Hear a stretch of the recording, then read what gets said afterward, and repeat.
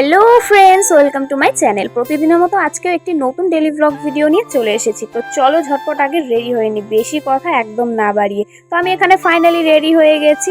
তো চলো যাওয়া যাক। যাবোটা কোথায় সেটা দেখতে থাকো। তো এখানে মনাকে রেডি করিয়ে দিয়েছি, আর মনা যেহেতু গুরু গুরুর নাম শুনেছে ও আগে আগে আমার থেকে আগে চলে গেছে। তো আমি এখানে যেহেতু ফাঁকা ঘর থাকবে, তো ফ্যানের সুইচটা অফ করে দিয়ে আমি বাইরে বেরিয়ে গেলাম। কালকে নিবা তুমি একা একা যাবা? এটা কি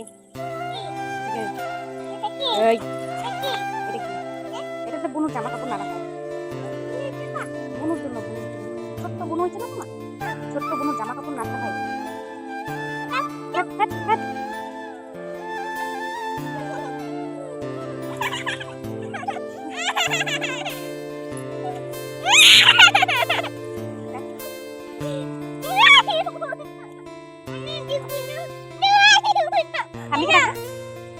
আমি তাড়াতাড়ি আসো।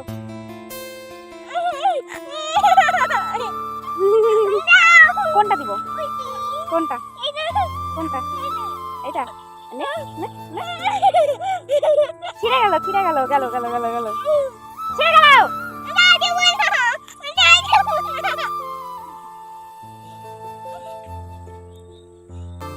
এতক্ষণ থেকে মনা আর আমি ওয়েট করছিলাম মনার ঠাম্মির জন্য যে কখন আসবে, আর যেই দেখতে পেয়েছে চলে এসছে রকেটের মতো ছুটে মনার ঠাম্মির থেকে মনা আগেই চলে গেছে।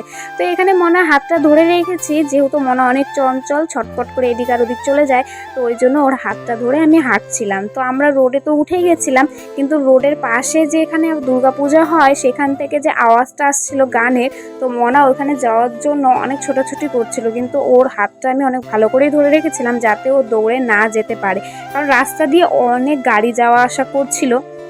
আমার মেয়ে একটুখানি গানের আওয়াজ পেলে পরে সেখানে দৌড়ে যাওয়ার জন্য পুরো পাগল হয়ে যায়। এই যে দেখতে পাচ্ছ এটা হচ্ছে দুর্গাপুজো প্যান্ডেল হয়েছে, মানে এখানে প্রতি বছর আর কি আমাদের দুর্গাপুজো হয়।